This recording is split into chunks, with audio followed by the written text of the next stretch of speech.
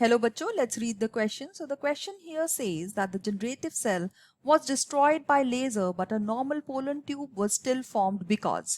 तो यहाँ पे चार ऑप्शंस जो हैं हमारे पास दी गई हैं.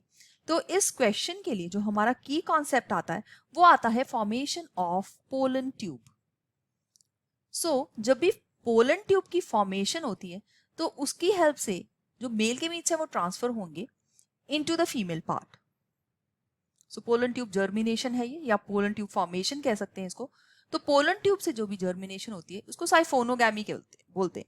तो ये पोलन ट्यूब की जर्मिनेशन के लिए वेजिटेटिव सेल, जो कि एक लार्ज सेल है जिसका इरेगुलर न्यूक्लियस होता है और जिसके साइटोप्लाज्म के अंदर जो जनरेटिव सेल है वो फ्लोट करता है, उसका होना बहुत जरूरी है.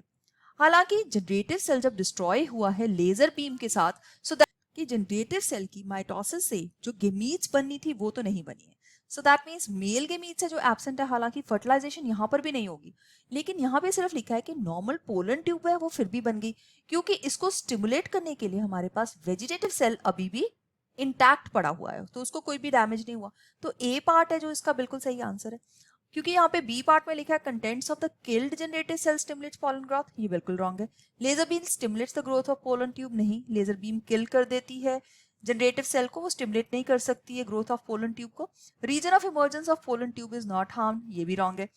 क्योंकि reason of emergence of pollen tube जो है वो जो जर्म पोर है वहां से अराइज होता है, तो ये भी रॉन्ग बन जाता है. तो यहाँ पे हम देखते हैं कि जो ऑप्शन नंबर ए है ये हमारे इस क्वेश्चन के लिए बिल्कुल सही आंसर बन जाता है. Vegetative cell is not damage due to which pollen tube normal जो है वो बन जाती है. So I hope you have understood it well. All the best. Thank you.